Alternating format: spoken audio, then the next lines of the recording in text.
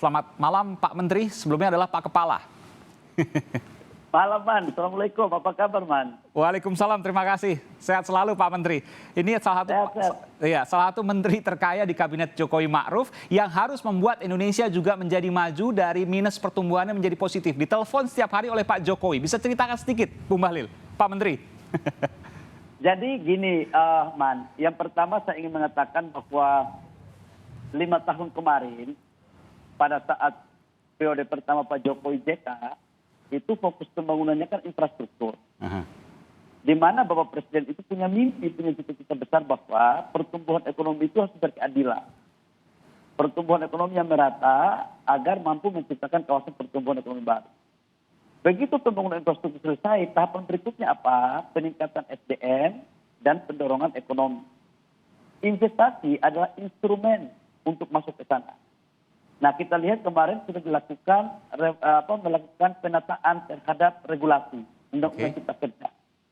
Nah, sekarang tugas kita adalah ini kan desain besar Bapak Presiden membentuk Kementerian Investasi ini agar bagaimana kemudian BKPM tidak hanya berbicara tentang eksekusi, tapi juga berbicara tentang bagaimana menata regulasi. Dia akan menjadi focal point. Oh, jadi itu bedanya. Kepala BKPM dengan menteri, itu bedanya. Bahwa BKPM pelaksana, tapi menteri itu juga mengurusi soal regulasi. Bisa. Dia akan menjadi focal point, dia akan menjadi titik temu untuk menyelesaikan berbagai macam persoalan-persoalan, baik investor dari luar maupun dari dalam negeri, termasuk di daerah. Nah, hambatan selama ini pengusaha itu kan hanya 4, Mas. Yang pertama adalah ketidakpastian terhadap perizinan, kemudian transparansi kurang, inefisiensi, dan kecepatan. Undang-undang Cipta Kerja ini sudah selesai. Harapannya adalah begitu selesai langsung kita running. Nah, yang kedua, tidak bisa kita naikkan bahwa sebuah pertumbuhan ekonomi itu terjadi, itu juga didorong oleh sektor investasi. Sekarang komposisinya kan 60% konsumsi, kemudian 30% investasi. Saya katakanlah membuka tabir, 60% konsumsi ini kan daya beli konsumsi rumah tangga, daya beli masyarakat. Nah, kalau kita bicara daya beli masyarakat, itu bicara tentang kepastian pendapatan. Kalau bicara kepastian pendapatan, itu bicara tentang lapangan pekerjaan. Dan tidak mungkin lapangan pekerjaan itu didorong oleh sektor pemerintah dengan menjadi PNS atau PNI Polo atau BUMN. Maka pasti investasi, Man. Disitulah esensinya harus. Jadi akan diubah berapa? Mohon maaf, Pak Bung Bahlil, Pak Menteri, suaranya agak putus-putus, mungkin bisa didekatkan ke mikrofonnya, bisa lebih didekatkan. Iya. Udah bagus. Nah, sekarang sudah lebih jelas. Jadi kalau sebelumnya 60% konsumsi, ini belanja rumah tangga dan lain sebagainya, 30% investasi. Targetnya ke depan mau diubah jadi berapa? Investasi tentu akan dibesarkan. Ya, kita sekarang, jadi gini, bukan hanya pada perspektif itu. Konsumsi itu didorong oleh masuknya lapangan pekerjaan dan itu muaranya investasi, Mas. Jadi jangan mempersoalkan tentang konsumsi berapa dan investasi berapa. Tetapi kaitannya adalah hulu daripada konsumsi itu adalah investasi. Itu juga yang harus dipahami, Man. Nah, sekarang yang harus kita lakukan adalah semakin besar investasi untuk meningkatkan nilai tambah, apalagi visi Pak Presiden itu kan transformasi ekonomi, hilirisasi. Semakin besarnya hilirisasi akan memberikan nilai tambah, itu semakin bagus dalam postur pertumbuhan ekonomi nasional kita, Man. Itu. Nah, berikut saya juga mau sampaikan bahwa dengan kondisi yang ada sekarang, kita bisa mapping nih. Contoh katakan investasi tahun ini kita ditargetkan oleh Bappenas 856 triliun. Tapi oleh Bapak Presiden mengatakan bahwa harus 900 triliun. Dan di kuartal pertama kita sudah selesaikan 219 triliun.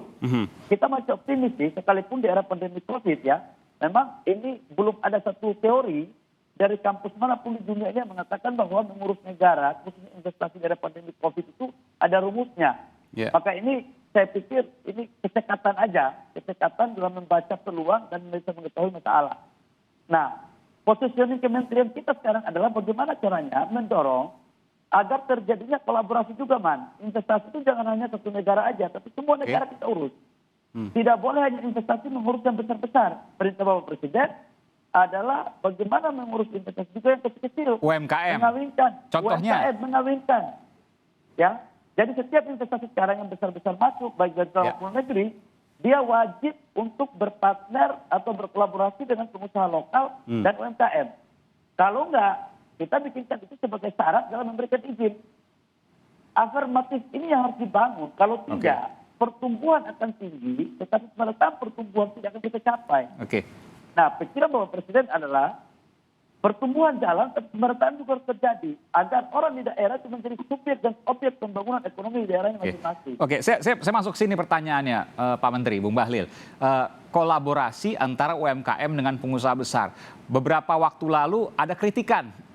Saya harus sampaikan, ini ide dari BKPM waktu itu, pimpinannya adalah Bung Bahlil, untuk kemudian membuat produksi UMKM terkait dengan minuman keras. Itu yang kemudian disampaikan di 4 provinsi, tapi bisa dibuka di selain 4 provinsi jika diizinkan oleh gubernur. Dan itu menjadi kritikan luar biasa.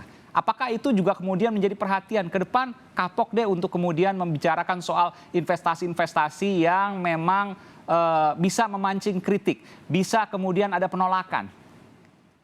Ya. Saya tidak mau mengulang masa lampau. Orang besar itu selalu berpikir masa depan. Masa lampau itu cukup dijadikan sebagai pijakan dalam membangun strategi. Saya pikir untuk minuman keras sudah dicabut dari Perpres nomor 10 dan sudah tidak ada.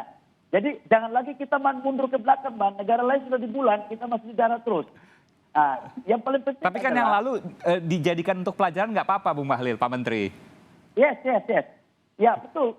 Yang lalu saya jadikan sebagai pelajaran untuk membuat kebijakan ke depan. Dan oleh karena itu, BKPM atau Kementerian Investasi ke depan akan lebih berhati-hati untuk memberikan afirmatif kepada daerah pada sektor-sektor yang tidak ada persoalan di kemudian hari.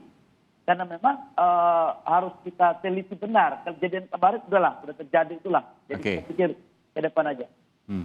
Yang paling dikehendaki untuk memancing investasi, untuk membuat investasi itu menjadi persentase besar, luar biasa di kala pandemi ini. Apa yang dibayangkan, Pak Menteri?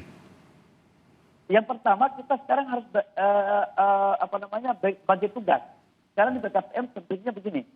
Investor silakan datang bawa modal, bawa teknologi, dan bawa potensi pasar. Nanti pemerintah akan hadir untuk mengurus izinnya. Dan kita juga tawarkan beberapa insentif fiskal yang bisa kita berikan. Bidangnya bisa apa aja? Gimana? Bidangnya bisa apa aja? Bisa apa aja selama memenuhi syarat aturan. Yang penting sesuai dengan aturan. Kan tidak semua bidang juga, Man. Tidak semua bidang kasih insentif.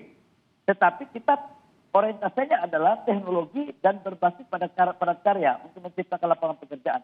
Kenapa? Karena kita sekarang ada sekitar 16 juta tenaga kerja yang siap untuk menerima lapangan pekerjaan. 7 juta eksisi, 2,9 juta angkatan tenaga kerja, 5-6 juta karena akibat pandemi COVID-19.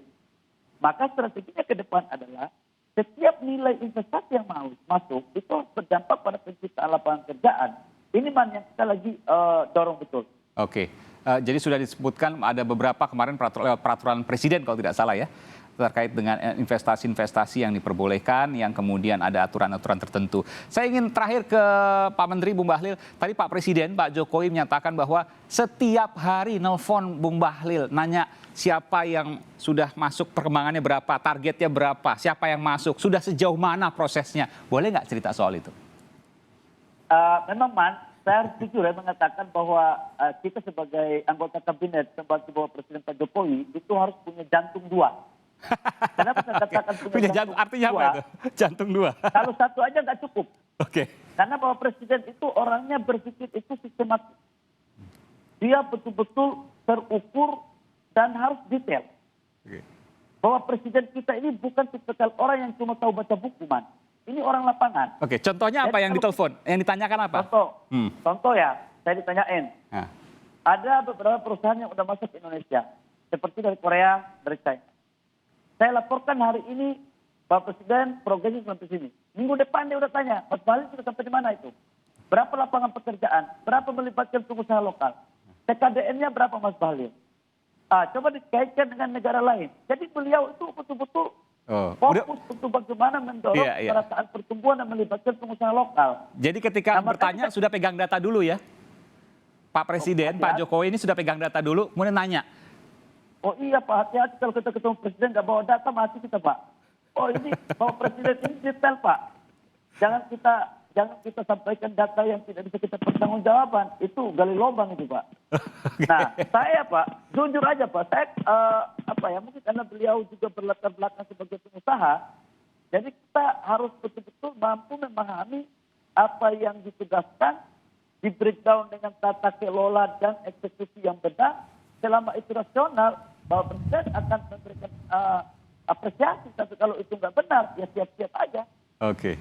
Jadi saya tahu tadi Pak Presiden bilang ke Pak Menteri, ke Bung Bahlil, orangnya semangat dan tenang. Saya tahu kenapa tenang, karena jantungnya dua. Kalau jantungnya satu deg-degan, yang satu masih bisa nenangin. Kurang lebih begitu ya?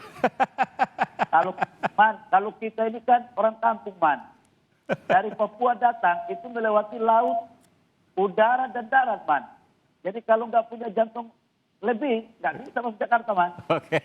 Tapi semua itu kita lakukan dengan niat yang baik. Niat kita harus tulus, mengabdikan diri kita kepada rakyat bangsa dan negara, mengisi kemerdekaan, menciptakan lapangan pekerjaan, tujuannya kesejahteraan. Kalau itu menjadi plafon berpikir kita, maka yakinlah bahwa seberapa besar masalah pun, insya Allah itu pasti ada jalan. Karena Allah Subhanahu wa Ta'ala. Baik, malam ini masih di kantor, masih tanda tangan. Tadi saya lihat sebelum wawancara, siap-siap masih tanda tangan surat, masih baca surat.